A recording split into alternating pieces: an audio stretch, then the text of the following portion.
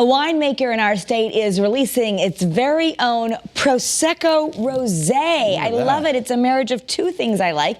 Julius Angelini of Angelini Wine, an Italian winemaker in Centerbrook, is joining us now. Yeah, we think we had you on Valentine's Day. We're not quite sure, Julius, if the segment ever aired because of the impeachment hearings, so we do apologize, but we're happy to have you back.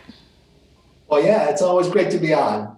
Tell me about the label. Did your son actually design this label?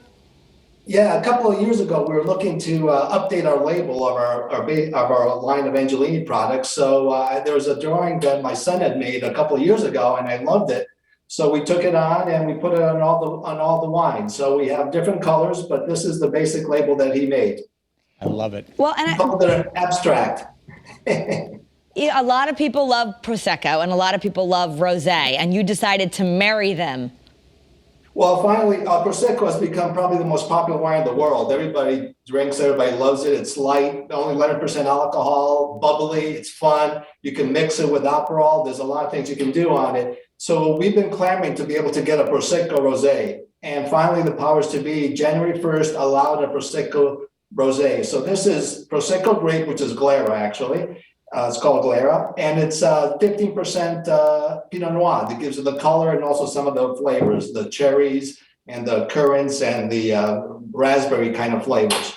And Prosecco is, forgive me because I'm so ignorant when it comes to wine, is that the type of grape that it's coming from? Well, now they call it, the type of grape is actually called Glera, but everybody knows it as Prosecco. Okay. So it's not that important. So the Prosecco is made with Prosecco grape and some other white wine, other white grapes. But the Prosecco Rosé is made with 85% Prosecco, so you have a lot of the same characteristics. But then the little 15% of Pinot Noir gives it a little bit more oomph.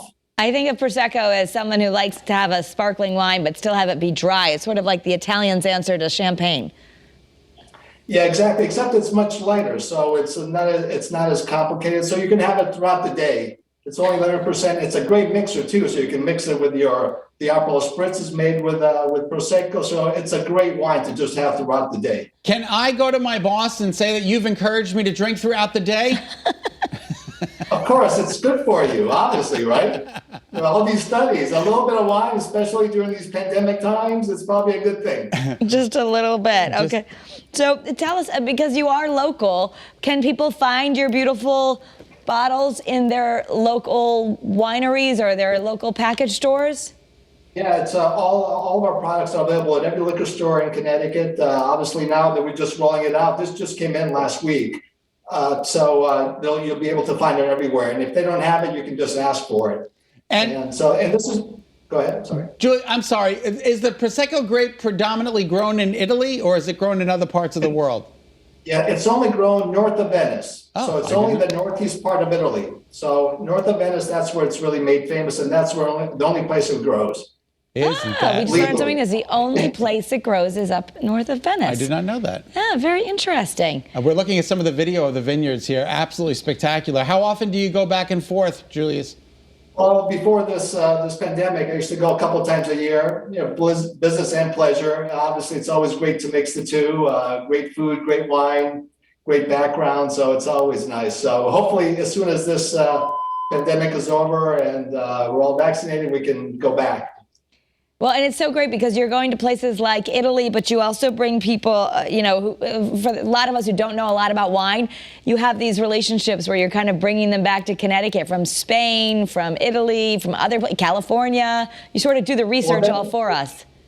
Yeah, that's a key also. And also, a lot of people ask, is it the same wine that's sold in Italy? Yes, all of our wines are exactly the same as the ones that sold in Italy. They didn't do anything special or different to send it over here. They only put the label warnings that are required by the American government. So the wines are exactly the same. So we use a lot of small producers. Like this wine here is made from a consortium of 600 small producers. Oh. So they only have 2-3 acres apiece. So most of our wines are family-run enterprises. So you're really getting the cream of the crop. Yeah, you've created quite a little niche for yourself. Congratulations, Julius.